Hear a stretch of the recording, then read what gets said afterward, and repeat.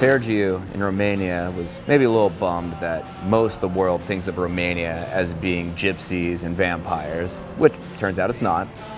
But we drove a long time to get to Zagreb, Croatia. We were gonna go meet up with Borut and the whole crew over at Extreme Sports Shop. First thing they do is present us with garlic necklaces because they're worried that we're vampires after spending that much time in Romania.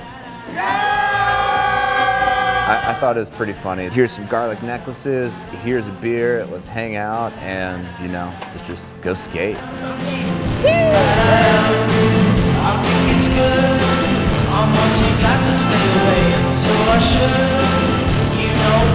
So we basically just got to skate hills at the locals all day, and they took us up to kind of like their hangout house at the top of the ski mountain. How do we say it? Živjeli.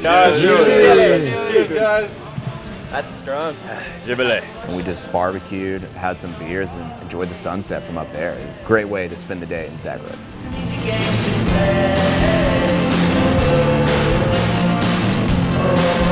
It's really cool to stop by and visit these local spots, but at the same time it's a little frustrating when you meet these really cool, interesting people and you just kind of get a glimpse of their scene and what it's like, and you want to spend more time there, but we've got a schedule, we got to stick to it, so we had to take off and go to Austria.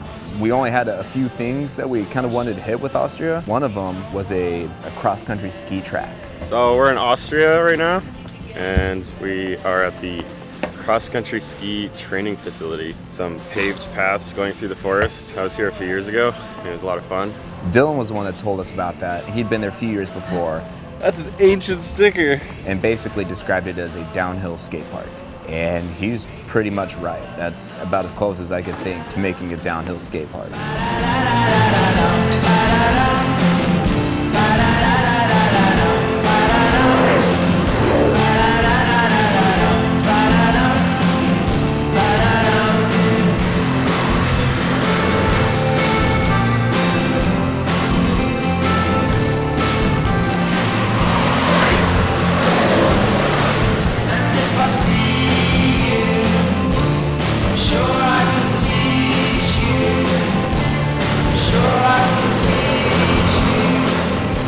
After skating this downhill skate park, we went to Brixlag, Austria, to a skate park there, which is actually the first concrete cradle ever made in the world. It was made by the same guys that built Burnside, a bunch of skate parks around Oregon. I've known about it forever, and it's kind of always just been on the tick list of stuff to go skate.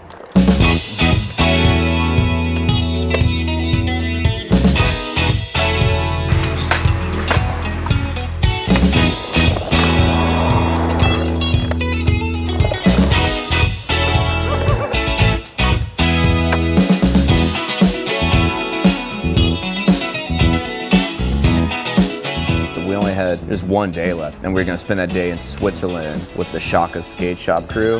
They had a cool little kind of slide hill next to the skate park, and Manfred and all those guys just had like a sweet barbecue.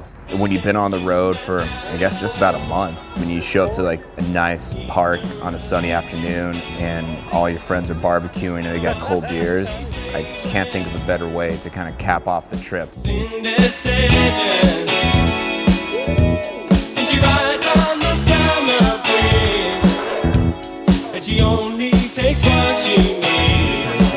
We just gave away Charlie Dara's board to the slide comp winner here. I'm trying to get the right sun glare on the gold Landyachtz logo. Yo, just tilt it a little towards me.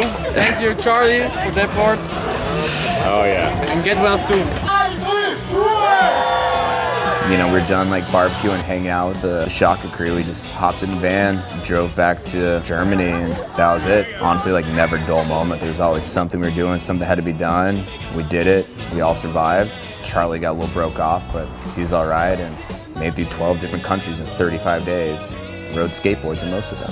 Everywhere we went was super different. Like so many currencies, so many languages, and the landscape and the people, everything varied so much throughout the whole trip. I didn't know anything about any part of Europe before going. I only had 2 stamps on my passport. I have like 7 pages of stamps now. Without meeting up with locals in pretty much every country we went to, this trip would have been incredibly difficult.